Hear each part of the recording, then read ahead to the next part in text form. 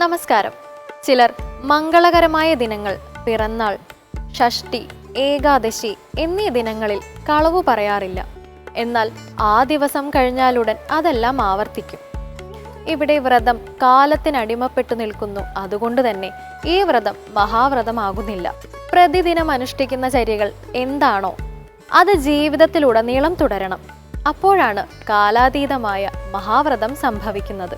തമിഴ്നാട്ടിലെ വിഷ്ണു ക്ഷേത്രങ്ങളിൽ മാർഗഴി മാസം അഥവാ ധനുമാസത്തിൽ പ്രഭാതവേളയിൽ തിരുപ്പാവൈ എന്ന കൃതിയിലെ പാട്ടുകൾ ആലപിക്കുന്ന ചടങ്ങുണ്ട്. ഇത് പുണ്യകരമായ ചടങ്ങായി കണക്കാക്കപ്പെടുന്നു. ഭാഗവതത്തെ ആസ്പദമാക്കി എഴുതപ്പെട്ട ഈ കൃതിയിൽ സകല ആത്മാക്കളുടെയും നാഥനായി കൃഷ്ണനെ വർണ്ണിച്ചിരിക്കുന്നു.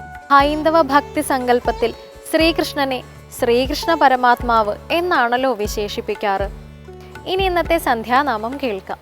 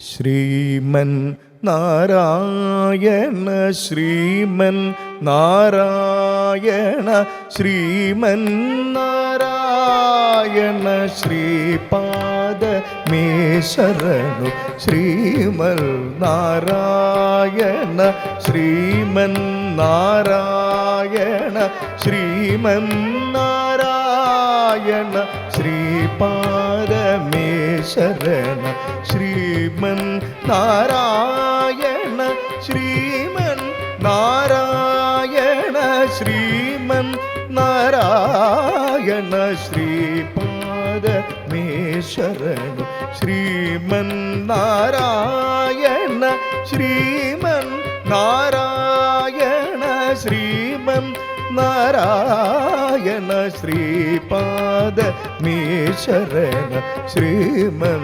നാരായണ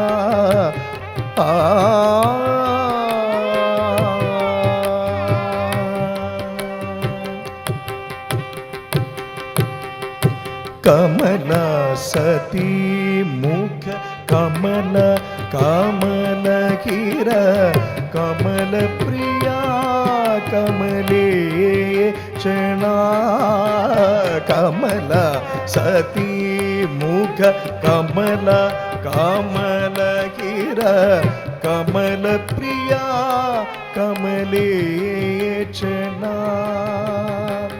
കമലാസന ഹിര ഗരുഡ ഗമന ശ്രീ കമലാസന ഹിര ഗരുഡ ഗമന ശ്രീ കമലനഭനേ പദ കമല മേ ശരണ കമലാസന ഹിര ഗരുഡ ഗമന ശ്രീ കമലനഭനേ പദ കമല മേ ശരണ ശ്രീമൻ നാരായണ ശ്രീമൻ നാരായണ ശ്രീമൻ നാരായണ ശ്രീപാദ മേ ശരണ ശ്രീമൻ നാരായണ ശ്രീമൻ നാരായണ ശ്രീമൻ നാരായണ ശ്രീപാദ മേ ശരണ ശ്രീമൻ നാരായണ പരമയോഗി ജന ഭഗധേയ ശ്രീ പരമപുരുഷ പരാ പരാ പരമയോഗി ജന भागधेय श्री परम पुरुष परात्परा परमात्मा परमाणुरूप श्री परमात्मा परमाणुरूप श्री तिरुवल्गडगिरिदेव शरणौ परमात्मा परमाणुरूप श्री